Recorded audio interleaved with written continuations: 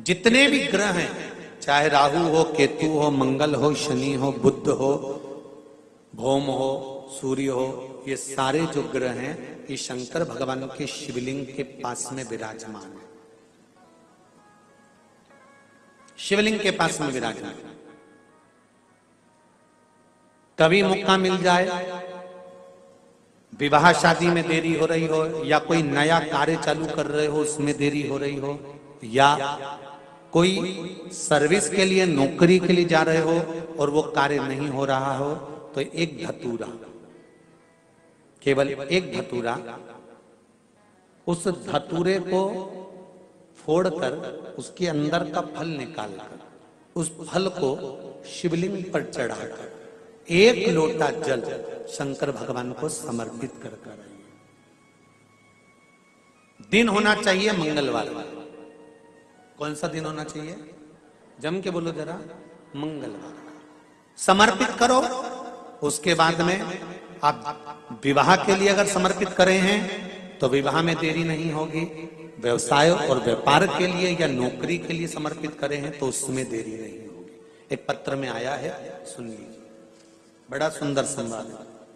सहस्त्र धारा अभिषेक भगवान शंकर का या राम जी का या कृष्ण भगवान का या देवी देवता का जो होता है, शिव महापुराण की कथा कहती है ये सहस्त्र धारा अभिषेक का जो महत्व है ये माता सती ने भगवान शंकर के लिए किया था। किसने किया था? माता सती।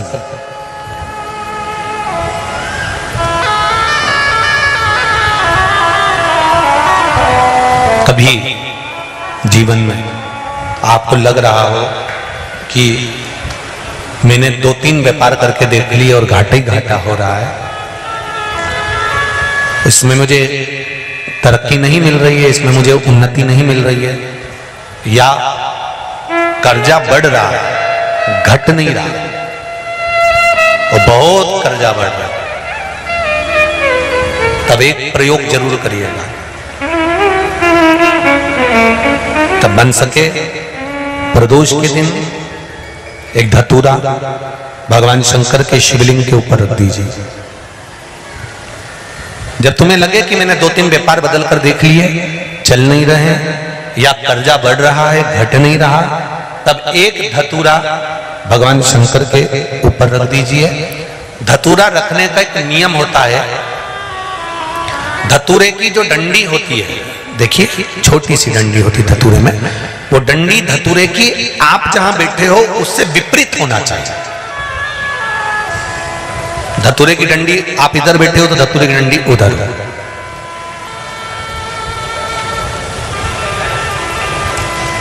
अपने को लग रहा है कि व्यापार मैंने बदल लिया, 2 बार 4 बार 6 बार व्यापार बदल के देख लिया और कर्जा बढ़ रहा है, पर व्यापार भी नहीं चल रहा। फैक्ट्री डाली वो भी बंद हो गई, दुकान डाली वो भी बंद हो गई, कुछ काम करा वो भी बंद हो गया।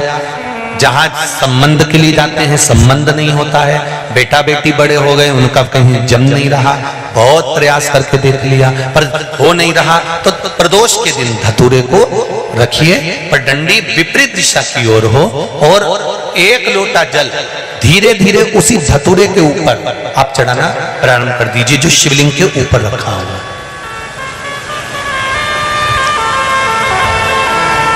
महाराज हाटकेश्वर महादेव का नाम लेकर, कौन से महादेव?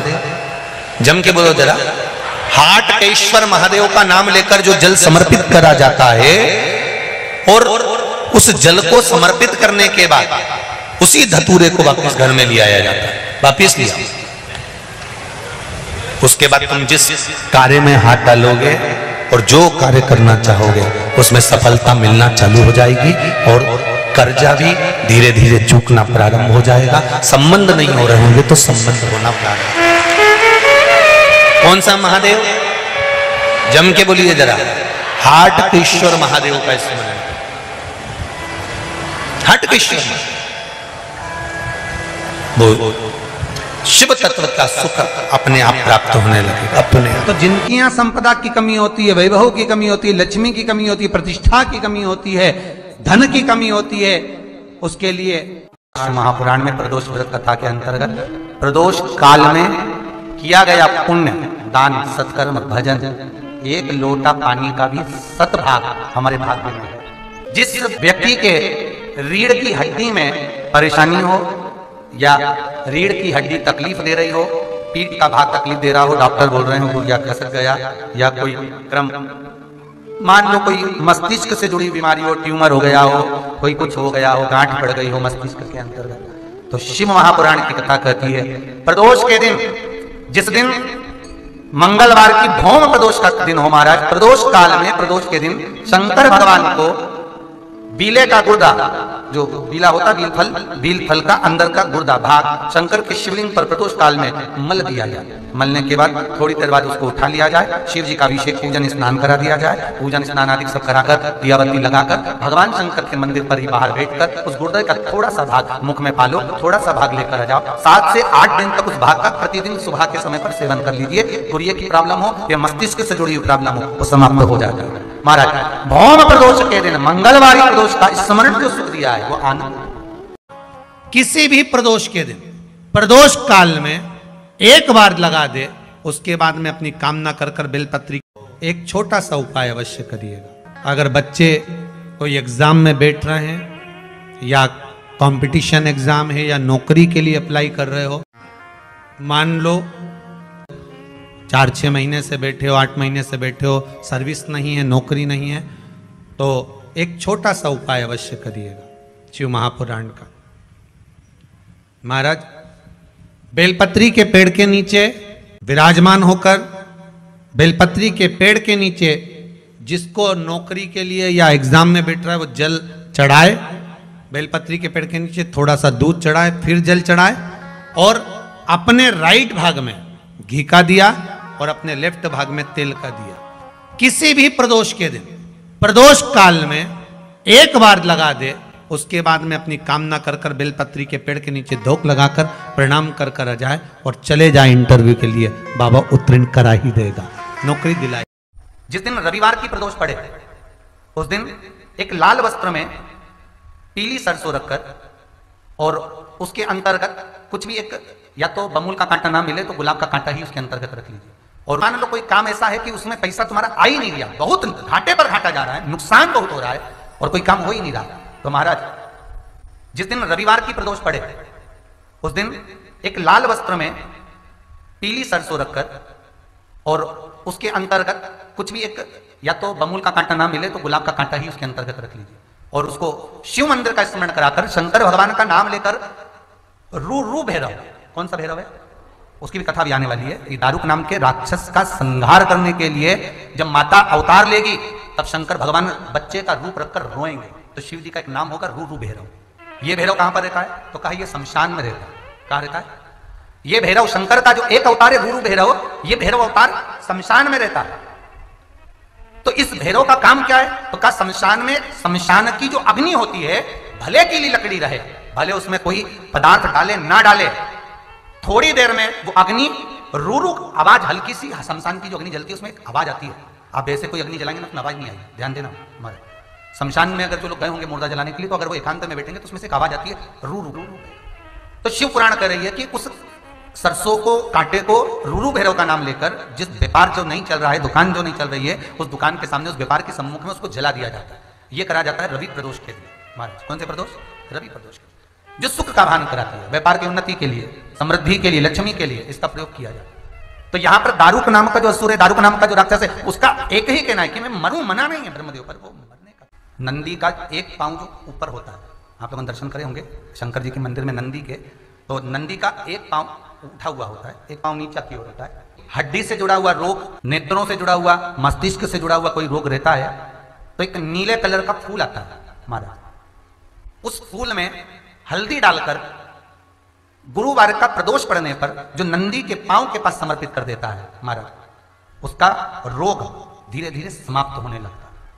लिंग पुराण कहती है कि नंदीश्वर भगवान के सामने जो पुष्प समर्पित करा जाता है उसको, ये तो लिखा था स्कंद पुराण और शिव पुराण, लिंग पुराण कहती है जो फूल आपने समर्पित करा उसको लाकर पानी की बाल्टी में डालकर आप स्नान भी कर सकते हो, उससे भी हड्डी के जितने रोग होते हैं उसमें आराम लगने लगता है। जैसे कहीं शरीर नहीं चल रहा, हाथ झुन्न पड़ रहा है, हाथ काम नहीं कर रहा, हाथ में झुंझुनी आ रही है, कंपन आ रहा है, जैसे मान लो कोई काम चाहे वो शनिचरी प्रदोष हो, चाहे रविवार की हो, सोमवार की हो, मंगल की हो, बुधवार की हो, गुरुवार की हो, शुक्रवार की हो, शनिवार की हो, कोई भी वार की हो प्रदोष, प्रदोष काल में शाम का समय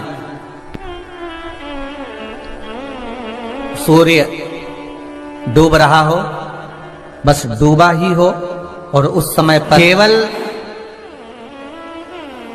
3 दिन ऐसे रहेंगे, 3 बार ऐसे रहेंगे, 3 तिथियां ऐसी रहेंगी, 3 समय ऐसा रहेगा जिस समय पर तेरे द्वारा निर्मित शूल को भी शिव धारण करेगा और जगत का कल्याण करेगा। 3 दिन, 3 तिथियां, 3 बार, 3 नक्षत्र, 3 घड़ी, 3 पल,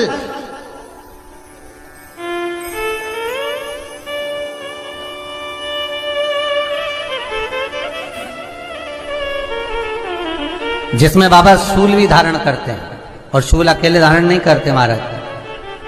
जो धतूरा होता है ना, दर्शन करें धतूरे के, कांटे कांटे सा होता है धतूरा, तो वो धतूरे के साथ में बाबा शूल धारण करते हैं, बेलपत्री के शूल को। ये बहुत बहुत आनंदमय कथा है महाराज जी, जिसके जीवन में हमेशा कांटे ही मिले हैं। बेटी बड़ी हुई तो घर में मायके में दुख देखा, और मायके से गई ससुराल में तो ससुराल में दुख देखा। ससुराल में भी दुख देखने के बाद में भी पति को बहुत कुछ काम खुलवाया, बहुत धंधे खुलवाए, नौकरी लगवाई, पर वो पति बार बार छोड़ कर आ गया, बार बार तकलीफ भोग रहा है, बार बार कष्ट भोग रहा है। फिर थोड़े दिन काम करता है, थोड़े दिन छूट जाता है, फिर व्यापार में बढ़ता है, फिर छूट जाता है, फिर कोई दुकान खुलवाई, थोड़े दिन अच्छी चली, फिर वापस वहीं घर पर आकर बैठ गया। अर्थात उसके जीवन में वो शूलता चल रही है। तो बाबा देवाधिदेव महादेव कहते हैं, ये 3 घड़ी, 3 पल, 3 नक्षत्र, 3 समय, 3 दिन में जो शूल मुझे समर्पित करता है, उसके जीवन से मैं शूल हटा देता हूं। वो 3 दिन लिखे स्कंद पुराण।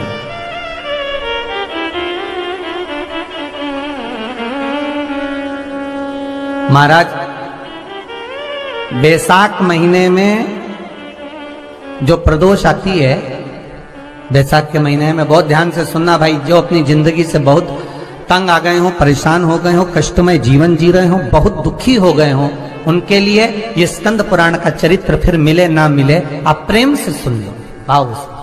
पहला, चाहे वो शनिचरी प्रदोष हो, चाहे रविवार की हो, सोमवार की हो, मंगल की हो, बुधवार की हो, गुरुवार की हो, शुक्रवार की हो, शनिवार की हो, कोई भी वार की हो, प्रदोष, प्रदोष काल में शाम का समय सूर्य डूब रहा हो, बस डूबा ही हो, और उस समय पर सूर्य के डूबन के तुरंत बाद बाबा को धतूरे के साथ में बेलपत्री ना चढ़ाते हुए बेलपत्री के वृक्ष के 7 कांटे बाबा के शिवलिंग पर समर्पित करे जाते हैं महाराज, अपनी जिंदगी में अड़चनों को हटाने के लिए। फिर आप जिस व्यापार में उतरे, जिस व्यवसाय में उतरे, जिस नौकरी में उतरे, आप दिल से करें, आपको तरक्की मिलेगी। आप हार नहीं सकते, नीचे नहीं आ सकते, उन्नति पर ही चढ़ेंगे। एक वैशाख मास की प्रदोष, दूसरा शिवरात्रि के दिन मध्याह्न का समय। महाराज,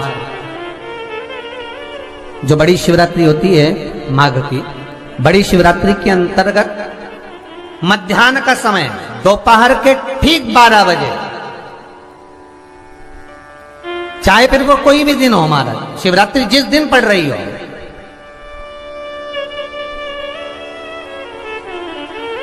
उस दिन भी धतूरे के साथ बाबा को 7 कांटे बेलपत्री के वृक्ष के समर्पित होते हैं महाराज। इसमें आप ये वाले जो कांटे हैं, जो शिवरात्रि के दोपहर 12 बजे वाले हैं, अगर कोई मदिरा पीने वाला हो, व्यसन में डूबने वाला हो, कोई जुआ खेलने वाला हो, कोई गलत वैश्यावृत्ति करने वाला, या अपने मार्ग से विचलित कोई व्यक्ति है, उसके लिए भी ये कांटे बहुत काम आते हैं महाराज।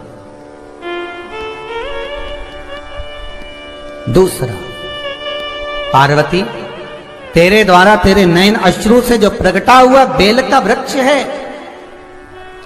द्वितीय शूल मैं वहां धारण करता हूं, तृतीय शूल, तीसरा शूल, जो वर्णन करा गया महाराज, भगवान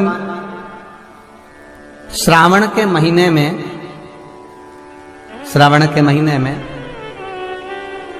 जो भी दूसरा सोमवार पड़े, जो भी पड़े श्रावण के महीने का दूसरा सोमवार, आप सबको पहले भी श्रावण के महीने में जो कथा कही उसका व्याख्यान वर्णन करा कि श्रावण का महीने का महत्व क्या है, वो भी आपको ऑनलाइन कथा में आप लोग सुन चुके हैं। लाइव कथा में श्रावण का पूरा महत्व बताया था कि श्रावण के महीने में शंकर भगवान को पूरा लेखा जोखा का भार प्रदान किया गया था। दूसरा सोमवार, श्रावण के महीने का जो दूसरा सोमवार होता है, उस दूसरे सोमवार में रात्रि के समय पर, अर्थात शास्त्र अब घड़ी और पल का स्मरण करेंगे तो रात्रि के बजेंगे 10 से 12 बजे, मारे 10 से 12 के बीच में धतूरे के साथ बाबा को शूल समर्पित होता है महाराज। ये भी हमारी बाधाओं को, हमारी तकलीफों को, व्यापार व्यवसाय के लिए, नौकरी सर्विस के लिए, बहुत सारे एग्जाम में आप बैठ लिए, गवर्नमेंट एग्जाम के लिए बैठ लिए, नहीं हो रहा, ये 3 बार मेरे शंकर को बेलपत्री के वृक्ष के शूल समर्पित होते हैं, उसका आनंद पाना। मेरी जीजियों, 2 चीजें बड़ा स्मरण में रखिएगा। एक, बैसाख महीने में मट्टी के पात्र का जल, अभी अभी क्या चल रहा है, फागुन, अभी क्या चल रहा है, फागुन। जब बैसाख का महीना आए ना,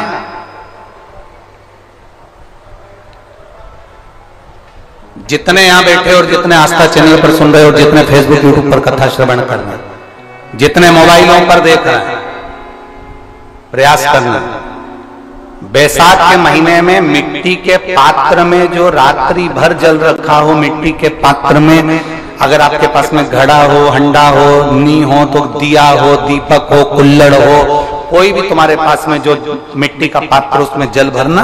वो जल बैसाख के महीने की किसी भी सोमवार के दिन, किसी भी सोमवार के दिन, बैसाख महीने या किसी प्रदोष के दिन, या बैसाख महीने के शिवरात्रि के दिन, वो मिट्टी के पात्र का जल अपने घर के प्रत्येक व्यक्ति का स्पर्श कराकर उस मिट्टी के पात्र के जल को तांबे के पात्र में डाल लीजिए और घर के प्रत्येक व्यक्ति का स्पर्श करा लीजिए और शंकर भगवान पर कुंडकेश्वर महादेव के नाम से समर्पित करिए।